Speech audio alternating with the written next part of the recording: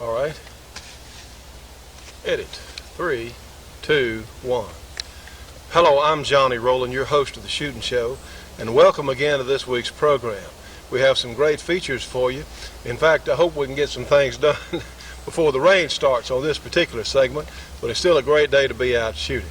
So, let's let another shooting show begin. All right.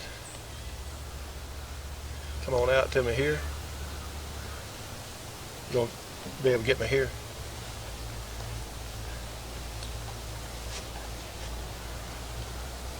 Up here? Don't throw it too high. Throw it about right there. Throw it back over the yellow targets. Right. You want me to move? No. Huh? Go ahead. It's okay. Double check. Hope this works, Bill.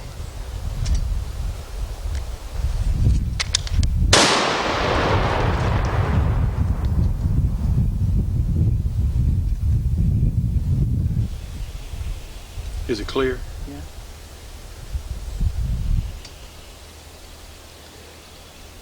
Okay. Now then, let's get a close up.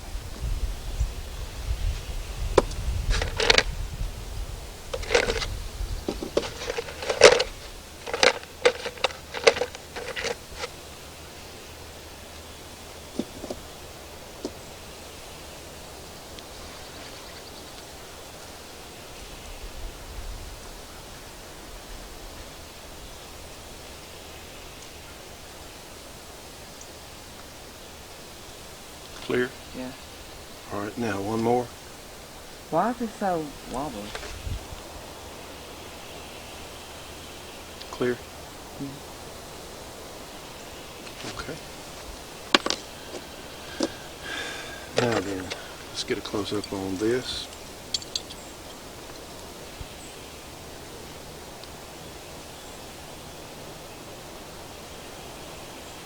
Okay, good, all right.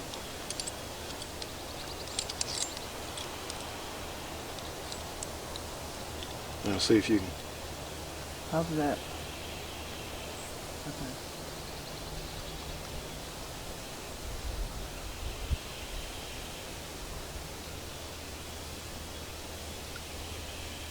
All right. Good. All right, edit. 3, 2, 1. Now today, friends, we're going to look at one of the very finest home defense guns or competition revolvers that I have ever seen. This is the great Smith & Wesson Model 625. It's in 45 ACP. Now the first thing someone will say is, well, how can you shoot a pistol cartridge in a revolver? And that's a good question. What we have are full moon clips, which we're going to show you, that hold 6 rounds at a time. And they also, of course, the gun comes with a 3-round half moon clip that we don't have any with us today, but those come with the gun. So what they do is they slip in the rim of the revolver in the extraction groove, and that's what Kitty. I changed my camera angle. Boy, you got to go.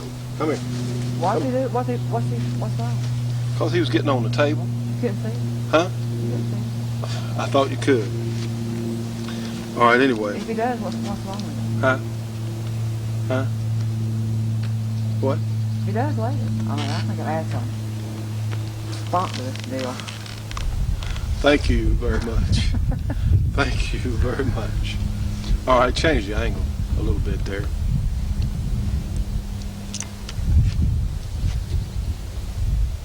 All right. Okay. Different angle. Edit. 3, 2, 1. Bill, if the cat gets on the table, we'll cut him out. All right. Anyway, as I was saying a moment ago, the 6 cartridges fit into the clip. Now, as you've heard me say on many occasions, and we'll show you a close-up of the full moon clip. And by the way, these are made by Ranch Products, and we're going to give you their address, their mailing address, because they're inexpensive. These little full moon clips last I don't know, I hadn't worn one out yet, so they last for a long time. Let me remind you, this is a clip and this is a magazine. A lot of the good folks out there are calling the magazines now, they're calling them clips. They're really not. Those of us with an ROTC or military background have received lectures on why this is a magazine and this is a clip, but we're going to have to let that pass. In fact, I may have to give up my terminology there, because some of the magazine companies themselves now are calling magazines clips, so we won't belabor that point. Anyway, what you have is the ability to reload your gun very rapidly. And of course, Jerry Michalik, the great revolver shooter, can do this faster than you can blink your eye just about. But it's so neat. We have 6 rounds and they literally just fall into the chamber. And of course, they're all ejected at one time. Now the advantage is you can have a gun for home defense if you have children around. You can store the clip-loaded 625 clips, or should I say edit. Change the angle a little bit there. And to just pick out another one. Let me go. Okay? All right, edit. 3, 2, 1. Now then, friends, one advantage for home defense that the 625 has over, say, some other revolvers, especially if someone doesn't have speed loader, here your clip literally acts as a speed loader. And in fact, it is faster than any other speed loader or way to load a revolver. So what you can do if you have children in your house, you can store the ammunition in the clip somewhere else, and all it takes is just a second and your gun is reloaded. So that is certainly one feature that's worthwhile. Now, Ranch Products also makes a mechanism by which you can unload the clip with the 45 ACP cartridges, and it works very simply. You just slide the loader in underneath the empty cartridge case and grasp the clip and the cartridges with your other hand and just pull, and it takes it right out. It's so simple and so easy, and because unloading the clips, if you do a lot of shooting, is a little bit of a pain, so this little tool does make it very handy. The good folks at Ranch Products also offer full moon clips for the 9mm revolvers as made by Ruger and Smith & Wesson. They also make a number of other accessories, including clips made of stainless steel now, if you so desire. They're very nice people, and if you have one of these guns, or of course they're still making clips for the Smith & Wesson 610 revolver, the 10mm revolver, which in fact was one heck of a fine gun. It's no longer in production, but that's something else that those folks do. So I suggest you write them at Ranch Products and get one of their catalogs. Like I said, the clips are very inexpensive, and it's awfully good knowledge to have on hand. Anyway, one of the advantages that the 45 ACP revolver has as a defensive gun, we're going to talk about competition in just a minute, but as a defensive gun, one, it's just about the same size and weight as the 686 357 Magnum. Not a lot of difference in them. In fact, it's just about a similar size, a little bit bigger than the 45 ACP semi-automatic handgun, as our Colt here. So you're really not talking about that much more bulk, but typically the revolvers don't have as much recoil. And we're going to show you something in just a moment I think that will surprise you on shooting one of these guns. But there are a number of advantages. One, the 45 ACP is a very effective close-range defensive round, especially with the great Federal Hydra-Shocks or these Corbon 200 grain jacketed hollow points. And another thing you don't have to worry about is whether or not your gun will feed the different profiles in 45 ACP, because if they'll go in the cylinder on one of these guns, they'll shoot, simply because it doesn't have to go in and out of a chamber such as on the semi-automatics. So there are a number of advantages that these guns have. Another advantage that the 45 ACP has over, say, a 357 is noise.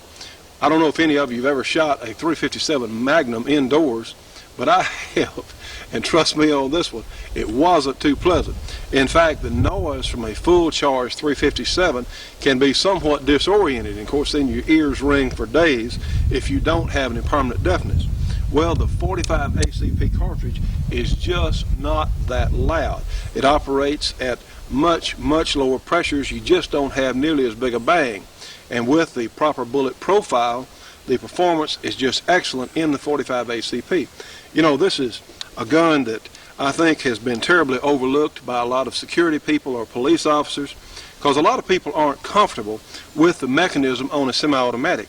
A lot of people have guns for home defense and won't touch them maybe once a year, something like that.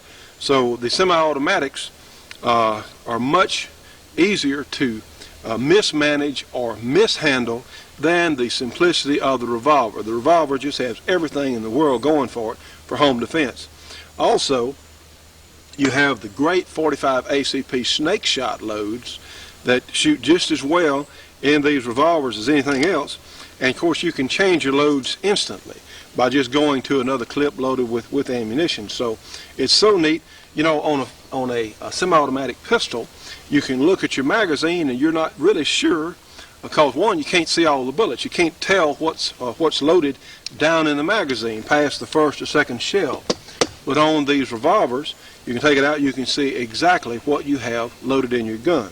So, as I said earlier, this is really overlooked as a police type gun because you're not worried about over-penetration. You can get specialty ammunition for the 45 ACP and enjoy all the benefits of the cartridge itself without having to go to a more complex and some would say less reliable mechanism. Now, a revolver can jam too. But I tell you what, it's not going to be nearly as likely to jam as any kind of semi-automatic. Last Sunday I was shooting in a match locally, and I was doing pretty well actually, and I didn't have that firm grip on the semi-automatic, and we know it's unloaded. I didn't have a firm grip. I was shooting one-handed, and you know what? It jammed. And that's what any of them can do. So this is one of the advantages. It doesn't make any difference what your wrist condition or whatever else is on one of these revolvers. It's going to go off. If you're falling down or having to grapple, say a police officer having to grapple with someone who's attacking him, the gun is still going to reliably fire. So I tell you what, it could be worth a lot in a pinch. And I'm not recommending, say, semi-automatics or revolvers one over the other. It's just what you like and what you want to use and what you're willing to spend time learning to use. That's the, if I don't say anything else worthwhile today, that is something that needs to be emphasized. You've got to spend time understanding either gun type. The semi-automatics do take more work. They do take a little more concentration on understanding the mechanism because you have more things that in fact can go wrong on a semi-automatic.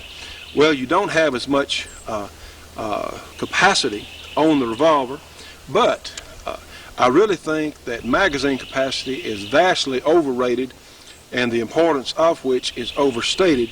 We need to concentrate more on our marksmanship and what we're shooting and how we're shooting. So I really don't think that one has a great advantage over the other as far as firepower or magazine capacity. It's what you do with the shots you have available. And of course, your 625s can be reloaded so rapidly and be put back into action. All right, let's shoot the gun and take a look at it and get your opinion on it. Okay. Edit. 3, 2, 1. Now friends, before we shoot our paper target here, let's take a look, in fact take a listen at just how loud the full charge 357 Magnum is. You know, let's shoot it one time with full charge ammunition. Woo! Yes, in fact, they are loud. Now then, let's take our 45 ACP and load in our 625. Now then, let's listen to how loud that is. I think you'll be able to tell. No comparison. And of course, just not a lot of recoil at all. So let's do something here. Let's, obviously the gun does not have much recoil, but let's go one step further. Let's see how long that it takes us to shoot as far as speed of shooting several guns here. Let's try the 45 ACP semi-automatic pistol, and let's try our new Ruger P91. Let's try it.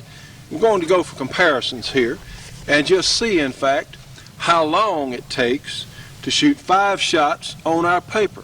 So let's check that. We have our pro timer. We've also got our we've got our shooting range cat, who is not afraid of gunfire. My standard old black tomcat that you folks saw a few weeks ago on the program. That's the darndest thing I ever saw. You know, I thought he was deaf for a while, but when I say come for supper, I mean he can hear that. But gunfire, now Kitty, you got to move. You're not going to like this. And we don't advocate shooting, certainly around animals. This is something, certainly I think a lot of my old cat, I'm not going to endanger him, but he's just not concerned all about gunfire. Why? I don't know. Anyway, Kitty, you got to go. Come here. Come here.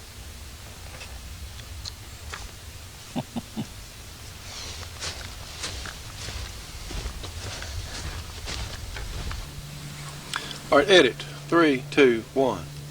All right, friends, we have 5 cartridges here remaining in our clip of the 230 grain standard 45 ACP loading. And as I said earlier, one of the beauty parts about the 45 ACP cartridge, it does not depend on velocity. It depends on a big bullet with a good bit of weight and the type of bullet to be effective. Well, let's take a look on our paper target here, and let's see how long it takes, including my reaction time. I'll start from a semi-ready position. Go ahead and punch our timer, and now let's shoot 5 shots. Okay, including my reaction time, that took 1.32 seconds for 5 shots. And we know we're empty. And unload our gun. Okay. Edit. Let me get our... All right, edit. 3, 2, 1. Okay, friends, what we have here is we have a group. In fact, there's 3 or 4 in one hole and 2 flyers there, which, of course, we're real close and extreme rapid fire. Not too bad a group. These guns are so easy to hit with. But we got marked our target here, 1.32 seconds with the 625 Smith & Wesson revolver, 45 ACP. Now then, let's try the same drill on another spot here on the target with our 45 ACP semi-automatic.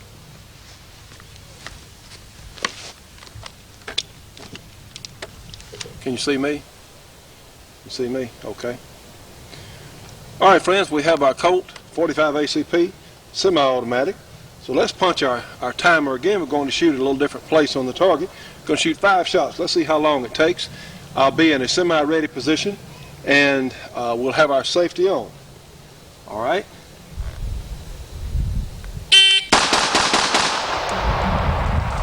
All right, that took 1.27 seconds. So let's, we got our gun on safe. In fact, let's unload it.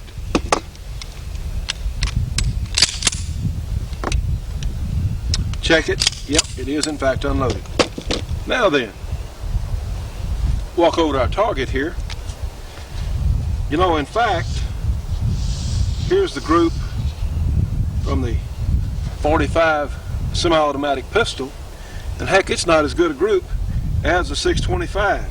It took 1.27 seconds with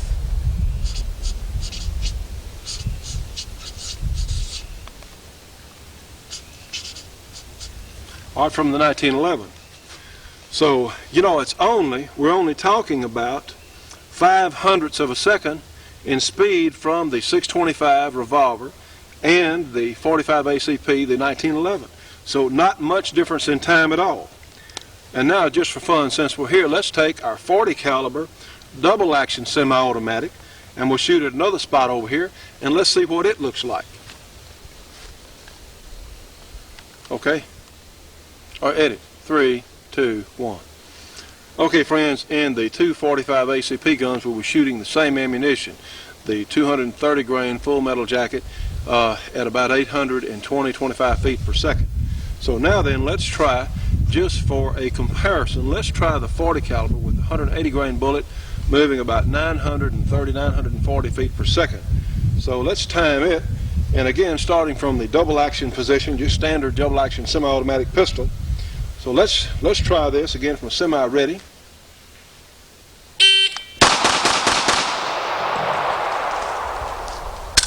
Okay, In fact, that took, and we're going to, yes, we had a couple left, so decock it, put it down, pick up our live round. Okay, edit, 3, 2, 1. All right, friends, with our 40 caliber and our Ruger P91, it took 1.53 seconds, and our group is pretty good. In fact, we had 2 in one hole there. So 1.53 seconds with the P91. So what we've proven here is that, and plus, I think the double action semi-automatic was a little slower, 1.53 versus 1.27, about a quarter of a second away, because of the double action first shot.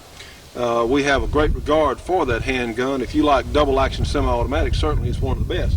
But you can see that your revolver is extremely accurate, and the time is very, very close to the 1911, the semi-automatic 45 ACP. So there's really not enough difference to worry about. And in fact, our group is excellent for the full charge ammunition we're shooting. Now then, on our 40 caliber P91 group, we have a good group, but we don't have as powerful a loading that we're shooting. So, and even at that, even though it's not quite as powerful, it still took longer than either the revolver or the 1911. So really, the revolver is at no disadvantage whatsoever. And now then, let's move out to about 10 yards or so on falling plates and see what that looks like. All right, edit, 3, 2, 1. All right, friends, we're about 10 yards, about 30 feet, a little over, from our steel plates here. And you know, for those of you who watch every week, you'll notice that we use a different ordering system pretty much every week for the plates, because I don't get in edit, or maybe change your angle a little bit so I can do that. I knew I was going to call for the thing I could do about telephone bugs. Okay. All right. Edit, 3, 2, 1. All right, friends, we're going to shoot our steel targets with our 625 revolver, and those of you that watch every week, you'll realize that we change the height and the order of the target stands that we use on our steel plates, because one, it causes you to think. I don't have a particular order of shooting them, because you can't get in the habit of just bang, bang, bang right down the list. You have to actually aim and take a deliberate shot at each one. So let's turn our timer on here, and let's shoot our steel plates. We're going to compare our revolver to our 2 semi-automatics. So let's just see where we are. All right, we'll punch our timer, hearing protection in, whoops, edit. All right, and Bill will go to black. That's okay, just leave it right there. We'll go to black and come up here. All right, edit, 3, 2, 1. Now, friends, you know me, I've always got hearing protection in down here. I'm always wearing my safety glasses. So let's punch our timer, and we'll go from a sort of semi-ready position, if I can get my cat off the range here, and we'll shoot these falling plates. Kitty? Come here.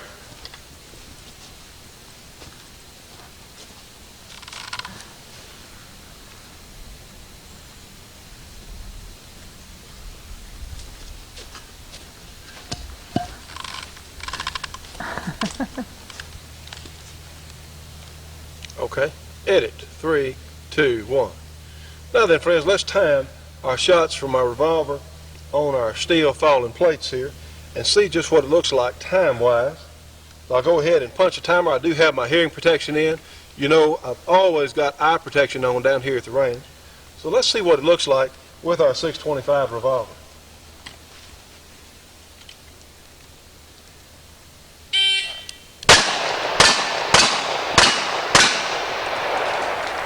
Okay, that took 3.47 seconds for 5 shots on the steel plates. So let's try the same drill with our semi-automatics. Of course, we've got one. We'll unload our gun.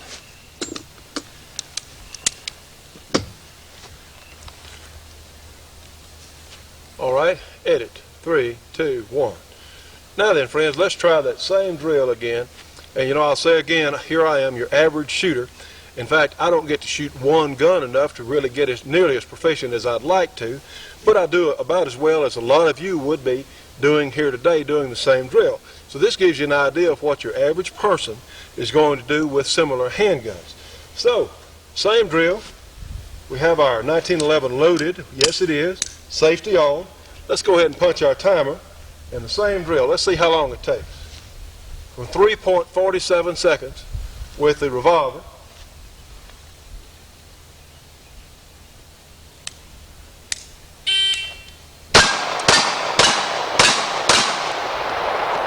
.28 seconds.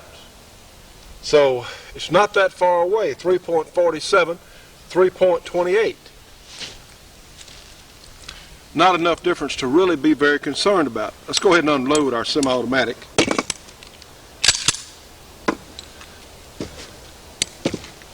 So you're only talking about, a little over a tenth of a second difference between the revolver and the 1911. So now let's try our Ruger double action automatic, the P91. Let's see how it compares to the other two. All right, edit. 3, 2, 1. All right, friends, we're going to try this same drill we just did with the semi-automatic, the 1911, and the 625 revolver with the P91 double action semi-automatic, the decocker model. And let's see, and this is a one-time through drill. If I miss, that's okay, I'm going to keep shooting. So we're just going to go with the simplicity of what we're doing on a one-time drill. See what it looks like. Go ahead and punch the timer. Semi-ready position.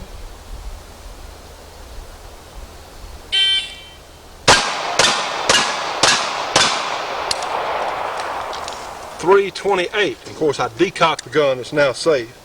.328. So I believe we're looking at the same time for the 1911. Didn't really make much difference on timing. So you can see that, of course, the only difference in the 1911 and this gun as far as ammunition is about 50 grains per bullet, and the 45 is not moving quite as fast, but it has a little more recoil than the 180 grain 40 caliber. So really not a bad time with the double action semi-automatic, better than I thought. In fact, I was going to do. But you can see the revolver is absolutely competitive with both types of semi-automatics with a little practice. Certainly, if you're proficient with a semi-automatic, there's no reason you can't be proficient with our 625 revolver. So these are great competition guns for the action shooters who are using them in competition. But again, they're excellent home defense guns. They're also good small game guns. You don't have a lot of noise, not a lot of recoil. And let's do one other thing while we're working with our 625 revolver. Let's take a look at the snake shot pattern briefly.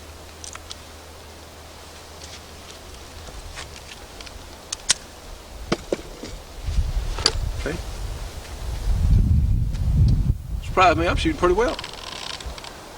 All right, edit. 3, 2, 1. All right, friends, let's make us, we're talking about the snake shot. Let's draw us an ugly, how about an ugly Louisiana cottonmouth water moccasin? In fact, we'll start here, and again, we'll draw an ugly snake. Make his old tongue stick out there.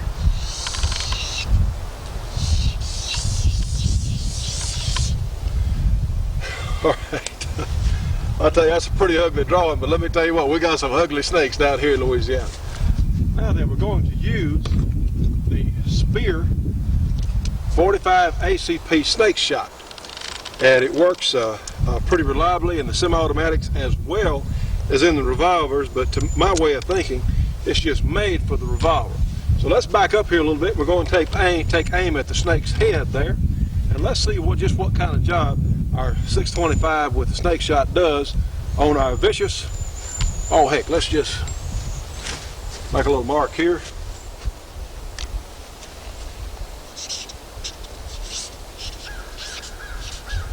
Vicious, Louisiana.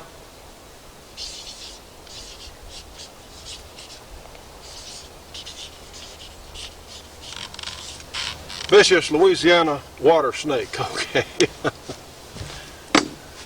Now then, our gun's loaded.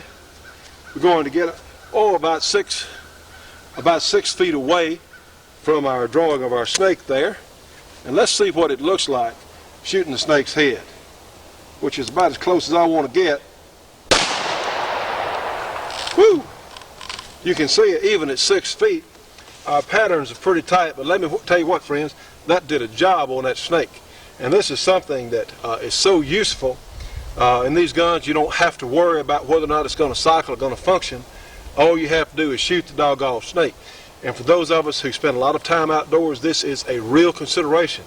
And that certainly makes this all-weather, as in stainless steel, 45 ACP, extremely attractive. The great Smith & Wesson 625 revolver.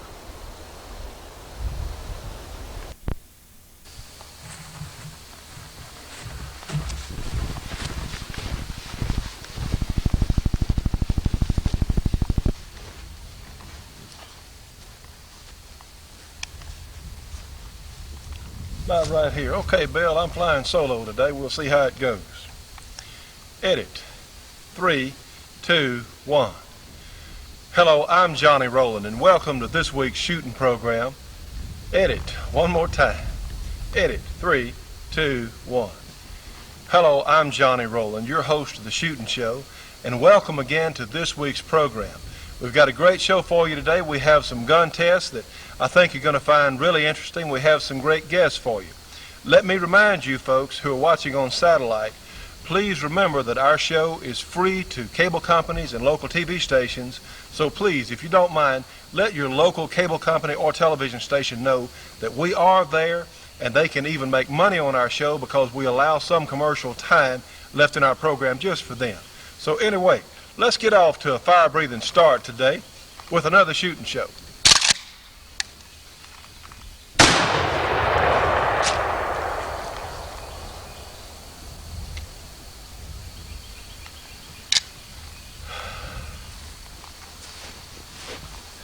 And we're out.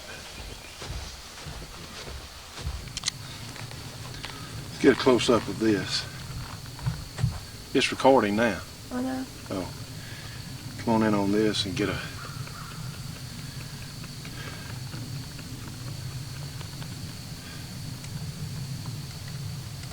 Got a pretty good close-up.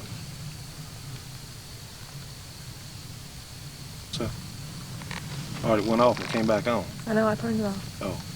You moved it out of the way. All right, let's do this too. Let's get a close-up like this.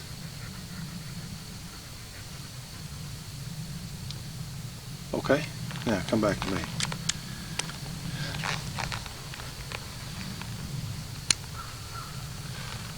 All right, we're on, right? I can see that we're in. Yeah, wait a minute. It's on now. I know. Okay, edit. 3, 2, 1. Now today, friends, we have the most unusual gun that we featured on the program in a while. And I say unusual because it's certainly a concept that most of us have not seen before. This is called the Thunder 5. And certainly from the close-ups, you can see that it looks a little different than your standard revolver. And believe me, Thunder 5 does give this gun a good description of what it is, because it shoots a 45 Colt cartridge, but it also shoots up to a 3-inch 410. It has 5 in the cylinder, and it works like any other revolver. The cylinder comes out to the right, and it will take 5 of these 3-inch 410s. Now, friends, this is a little different concept, as I said earlier, than we normally think of, because literally what you have, besides a cartridge revolver shooting the 45 Colt cartridge, which is certainly a powerful cartridge in its own right, but you also essentially have a 5-shot handheld repeating shotgun. And here in Louisiana, this is such a great idea because to me this would be the snake gun to end all snake guns. It's just a fabulous idea. This is made by some people called Mill Incorporated, M-I-L Incorporated, in Piney Flats, Tennessee. And your local dealer can find this in their catalogs, and they can purchase these guns. They're sort of just now getting out around the country. I've been aware of this gun now for about a year and a half, but we're just starting to see them. And it's not an inexpensive gun. This particular revolver retails for a little over $500. So it is not inexpensive, but from our experience with it over the past couple of days that we've had shooting it, it is very well made. It functions extremely well, just a little differently because when you pull the cylinder out, turn over this way, take the cylinder out, the cartridges, of course, or the shotgun cases have to be pulled out by hand. The ejector just starts them out. It looks like it has about a 2-inch barrel, but with this long cylinder, it's about the size of, say, a 3 or 4 inch 357 Magnum. It is heavy. Recoil is surprisingly light. I was concerned about how much recoil it was going to have with the 3-inch shells, but they're really light. And it, of course, it is 100% legal. It has rifling in the barrel, and we're going to look at it in just a moment in shooting. Another point that is very different on this revolver than on most others, or certainly any others that I'm aware of, it has a manual safety. Now this is a transfer bar action anyway. It's a very safe action, but you have a lever. It's ambidextrous on both sides of the hammer, and what it does, it pulls a block into position where the hammer cannot go forward and hit the firing pin. So again, we like to bring you folks different things as well as things you're familiar with here on the program, and believe me, this is different. All right, a fair close-up on the all right, get hearing protection in. Good. Edit. 3, 2, 1. Now friends, remember, here we are on the range. A lot of you who are watching the program for the first time can't see the hearing protection that I have in my ears. We never shoot without safety glasses and without hearing protection. It's just no fun shooting if we're going to leave the range with our eyes or our ears hurting. So this is something, and please don't think because I'm not wearing headphones, I do have some, in fact, state-of-the-art hearing protectors in my ears, and they do protect them. So let's shoot and let you take a look at recoil in the gun. We have a couple of 45 Colt cartridges in the cylinder, followed by 3 3-inch Magnum 410 shot shells. So let's take a look at it and let you see it's just not nearly as much recoil as you might think. Woo! Yes, it is. It's a whole different experience shooting, but wasn't bad at all. All right. Keep it All right right. there. Edit. What? Keep it right there. Okay. Edit. 3, 2, 1. Now, friends, another load that will go real well in the Thunder 5 here. It is a 410 triple alt or 000 buckshot load, and triple alt buck is roughly 35 caliber. It's 3 balls stacked behind each other in the shell, and they're about 35 caliber each. So essentially, when you shoot one of these triple alt buckshot edit, that's let run. 3, 2, 1. Now friends, another load that will go really well in the Thunder 5, this is a special 410 buckshot load. It has 3 35 caliber buckshot lined up, stacked in fact in front of each other here in the shot shell, and essentially to be brief about it, what it amounts to is shooting one of these buckshot shells is like shooting 3 38 specials at one time. So we're going to pattern these in just a minute, but this is something that you might be aware of. I'll tell you what, for home defense, as well as snakes or varmints around your place or wherever, if you're in the outdoors, I tell you, at close range, this would be a tremendous home defense gun because of the pattern it's going to put out. And the 410, listen, up close and personal, the 410 is a doggone effective combination. I don't know whether to call it a bullet or a shot charge or what. Let's call it an effective combination. We're going to look at patterns in just a moment. Okay? I got in All right, we're going to shoot this target right here. Okay. But the one tier. What the one? on the left, yeah. Okay, edit. 3, 2, 1. All right, friends, we've put 5 of the 45 Colt cartridges in our Thunder 5 cylinder here, and we'll close it. And let's we're at about 10 feet. Let's just see what kind of close range pattern or group that the gun will shoot. Tell you the truth, this is the first time I've done that, and let's just see what it looks like because the barrel is rifled. Let's see what kind of pattern we get, and we're going to be shooting at the center circle. So let's see what it looks like on paper on our target. Here we go. Right. All right. Let's see where else it's going to hit.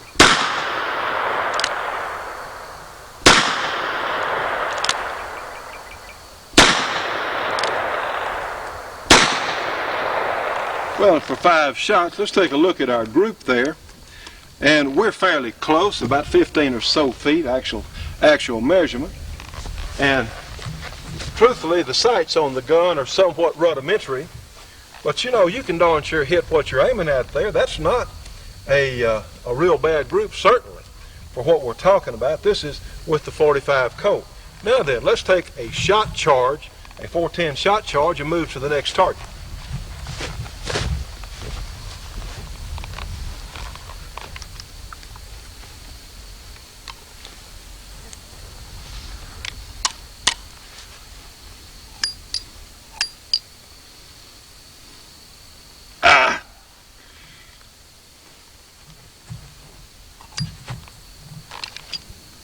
All right, edit. 3, 2, 1. All right, friends, let's shoot our central target there in the middle with the 3-inch 410 shot shell, and this is number 7.5 shot. And let's see, again, at about 10 or 15 feet, let's see what sort of pattern it makes out of the Thunder 5. Here we go. Woo! Well, it definitely spreads out. So I would suggest, of course, this would be great for snakes, but my goodness, this entire area of the target is pretty well peppered with shot. I'll tell you what, it'd be a good close range bird gun too. So let's take one more shot with it at close range with our 3-inch 410 on this third target, and let's see what it would look like. And let's say if you did have to use it in a defensive situation, or you had in fact a close range snake, just like woo. And of course, the hole here in the center is where the shot cup went through.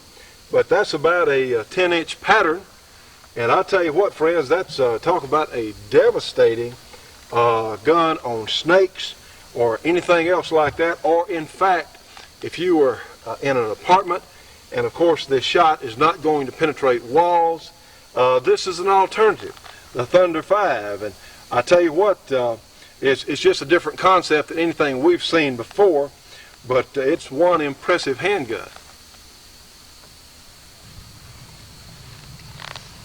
Edit. 3, 2, 1. All right, friends, we're going to try one more load on our center target there. And of course, it has a lot of little bitty holes in it. We're going to try the triple-aught buckshot load, the 3 buckshot, and let's try it and see what kind of pattern that it makes. We'll be shooting at the center ring on our target. So let's see what that looks like. Like so. Well, you see it has. This was the wad that went through last, but here are your 3 35 caliber balls that went through that target. And I tell you what. All right, edit. 3, 2, 1. Okay, friends, we're looking here at our target, and these are the 3 holes that the buckshot made in the target. And of course, it spreads, even at close range, it spreads pretty quickly. But for a defensive load, my goodness, with 5 of those in the gun, that would be 15 holes, in fact, in the target up close. So it's most impressive.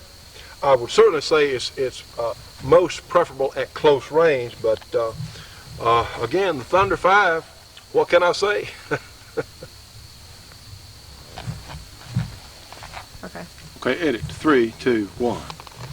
All right, friends, I'm holding a standard 1911 Colt. In fact, this is our 1991 Colt, which is one of my favorite handguns. And here's the standard magazine for the Colt, which is a 7-shot standard 1911 magazine. Well, let me show you something a little different. Here is a 15-shot 45 ACP magazine. It works like the standard models, but it goes in the base. Now, you'll see it does stick out the bottom just a little. Can't run, Rodney. All right. Now then, friends, we looked at the 7-shot magazine. This is a 15-shot magazine for your standard 1911, made by USA Magazines, the company in California. And they have sent us several magazines for testing, and we really appreciate their efforts on our behalf. You know, this makes the 1911 going from a possible of 8 potential shots, 7 in the magazine, 1 in the chamber, up to 16 shots, 15 in the magazine and 1 in the chamber. So that gives your 45 ACP a lot more possible shots. In fact, you can even put this in your holster. Now, it will stick out the back, toward the back anyway. But just to show you, let's shoot this thing. We have 15 in the magazine. Load our gun. Edit. Already works just like any other 45 ACP magazine. And we've got our slide back, and we're going to load it. And just to show you what a 15-shot 45 ACP looks and sounds like, see our target over here.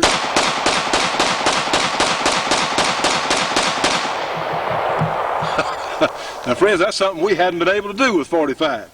But the magazine functions real well in our 1991 Colt, and it's just fun. It's neat.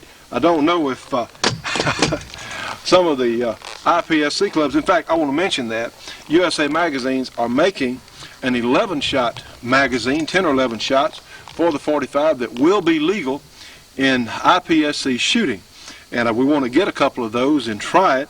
But our experience with the recent USA products, USA Magazine products, has been real good. Here is a 30-shot magazine for a Glock, the 9mm Glock.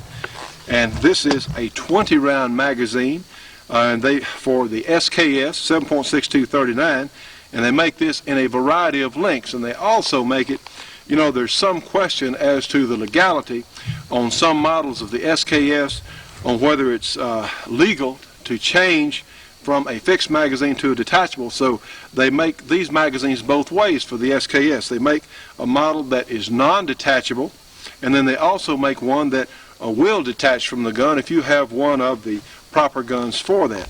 So we've had really good luck with these. We've tried several of their extended SKS magazines. And here's another one. If you have a stainless steel Mini 14, they have, and I don't know if this is stainless steel or nickel plate, but it looks really good. This is for the Mini 14 223, and something we'll talk about at another point. But friends, I would, if you have a semi-automatic gun, we don't know what the government regulations are going to be in the future.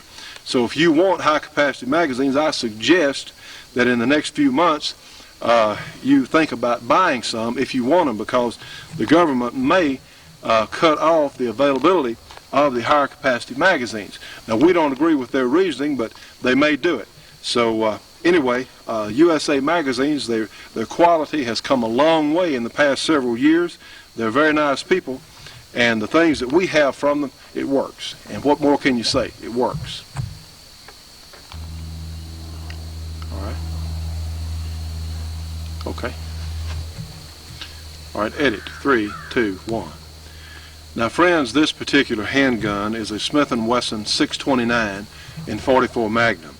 And this is the stainless steel latest edition of the gun that pretty much began handgun hunting as we know it, certainly here in the United States, because this was the first extremely powerful handgun that really had enough power for deer or black bear with ammunition available at the time that this came out in about 1955. Now, not far behind it at all, and some people will argue that Ruger was first with the Black Hawk in .44 Magnum, but in fact Smith & Wesson was a little bit earlier.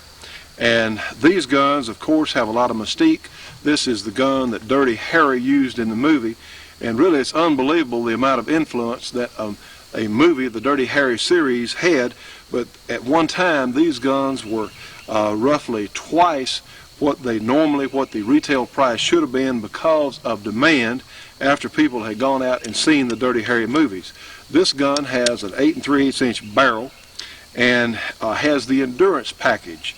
Now, this is one that I really like carrying and shooting because it weighs about the same as the 629 Classic with the full underlug barrel with a 5-inch barrel, yet you have the advantages of the longer barrel, which certainly gives you more burn time for the bullet in the barrel, so you get more velocity.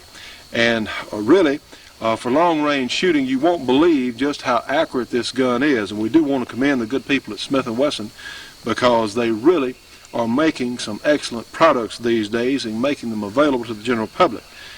This gun is a bargain as compared to some of the other .44 Magnums and is every bit as rugged as anything that Smith & Wesson has ever built. In fact, more so in many ways. It, of course, is a 6-shot revolver, and the cylinder swings out to the left just like any other Smith & Wesson revolver, and you have, of course, speed loaders available for it.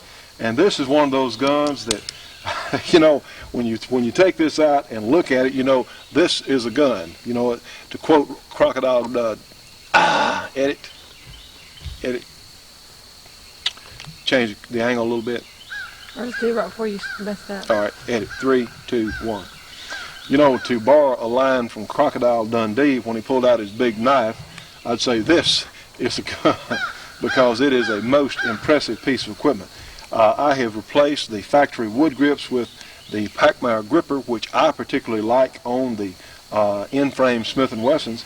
And I tell you what, friends, this is almost a rifle because this gun will shoot into about 3 inches for a 5-shot group at 100 yards, and it's so easy to shoot well. You can scope the gun, or you can use the very fine open sights with it. So let's take a look at it in shooting just a moment. In fact, let's chronograph some loads and show you just what an advantage that the longer barrel is on the Smith & Wesson 629. Okay. All right, edit. 3, 2, 1. Okay, friends, we're going to shoot a couple of the 180 grain Remington extremely hot loads, factory loads, through our 5.5 inch Super Blackhawk, and then we're going to compare that to the longer 8+ inch barrel on the Smith & Wesson 629. Be sure and check my hearing protection. But let's see what kind of velocities we get. Be sure it's in good because these things are loud. All right.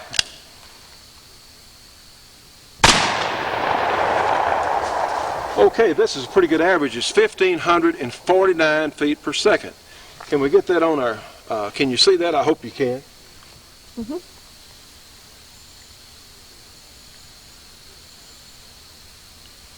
All right. All right, edit. 3, 2, 1. All right, friends, let's take our long-barreled Smith & Wesson here with the same cartridge, and let's see how much game we get from the extra 3 or so inches of barrel length.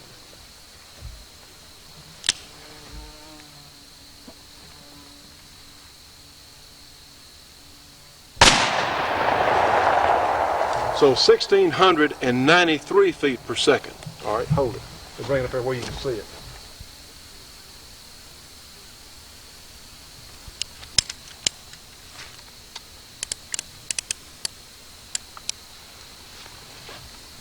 All right, edit. 3, 2, 1. All right, friends, now let's, you know, in fact, 1,693, almost 1,700 feet per second. That's almost 150 feet per second faster due to the extra barrel length.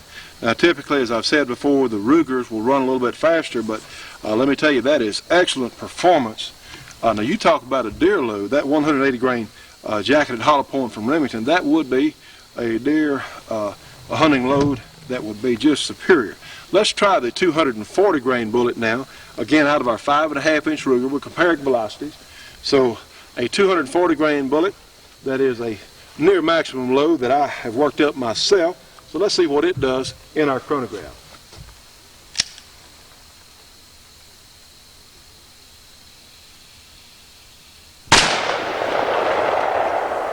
All right, true to form, it ran 1,326 feet per second.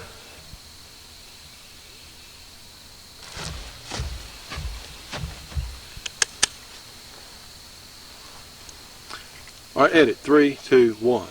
All right, let's try that same 240 grain near max hand load through our long barrel Smith & Wesson. Remember, in the 5.5-inch barrel Ruger, it went 1,326 feet per second.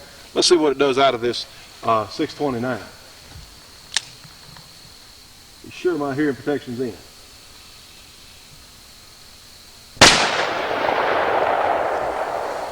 So it picked up, another over 100 feet per second. It goes 1447 for that particular one.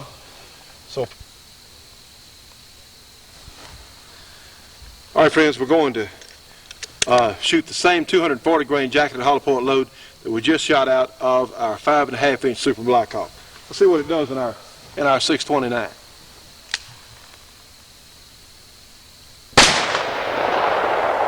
Okay, that's fine. We're not going to use it.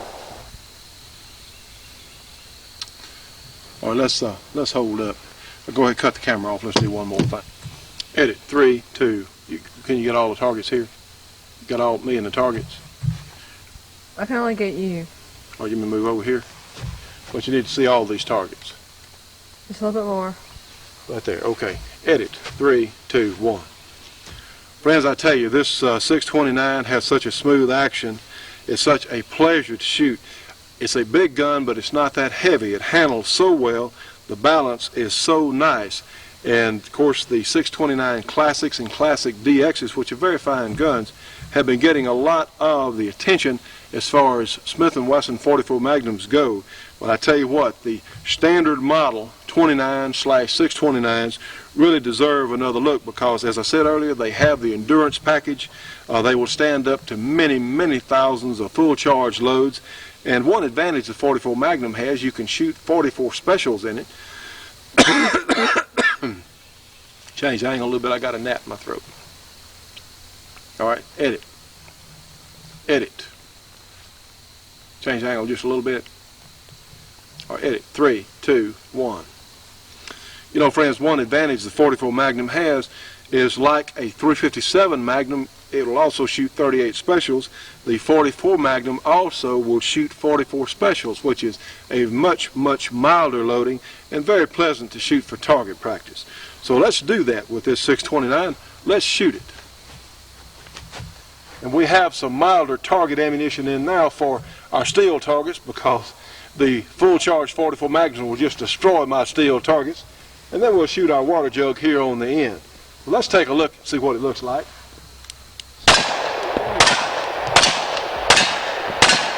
And remember, you've still got that full 44 Magnum capability. The great 629. Edit. 3, 2, 1. The great Smith & Wesson 629. All right, edit. 3, 2, 1. You know, friends, we're so happy to have the National Rifle Association as one of our new sponsors. I tell you, they're doing a terrific job, and we're going to help them in every way that we can. Right now, our gun rights are under assault. And what we have, unfortunately, we have people that really don't know much about guns who are trying to tell us where we should and shouldn't use them. And in fact, this is the great Ruger Mini 14, and we intend to test this on next week's program. One of the finest guns of its type that's ever been made by anybody. And of course, this one's in stainless steel. It's almost indestructible with in the realm of what the gun is designed to do. But you know what? There are people out there, and a lot of them in the media, a lot of them in Washington, D.C., unfortunately, who do not think that you and I should be able to own guns like this. This is a semi-automatic gun. It holds 20. In this magazine, it comes with a 5-round magazine. And you know, semi-automatic guns like this have been around since around 1900. Certainly not the Mini 14, but other semi-automatics have been around that long. You know, friends, the gun is not the problem. What we're facing is a crisis in our society. We've got a moral breakdown. Too many families break up. There aren't enough fathers at home helping to control their children. A lot of these young people are growing up in cities and they have no discipline whatsoever. And you know what? If you let a kid grow up any way he wants to, it won't necessarily be for the good. And that's the problem we're facing now. So, in order to try and disarm some of these folks who are doing bad, what some of these people in Washington want to do is disarm all of us.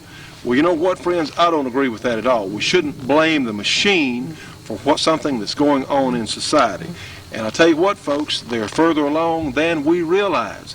And it won't be long if, in fact, some of these bills that have been introduced in Congress get passed, that you and I will not be able to own guns like this that we've enjoyed owning and shooting and using for self-defense for many years now. So friends, we have got to start writing letters. We've got to start contacting our Congress people, and we've got to let them know what we think. The gun is not the problem. The problem is a moral breakdown in society. And until we do something about that, it won't matter if you take all the guns away, you're still going to have a terribly violent society. That's the root of the problem, and that's what we're going to try and work on. So friends, we will keep you advised, but I tell you what, I personally want to keep my semi-automatics, and I don't think that someone in a long, far edit, bring me back in. Edit. 3, 2, 1. You know, friends, I want to keep the semi-automatics that I have, and I enjoy shooting it, being a long gun or a handgun, pistol, whatever, or a shotgun or a .22 rifle. I like shooting some of the semi-automatics, and I like owning them. And I don't think someone far away who doesn't know anything about me or anyone that I know should tell us that we can't own these because of some lame-brained idea they have. So, friends, we're in the fight, and I tell you what, it's further along than we realize. We've got to stand up for our rights.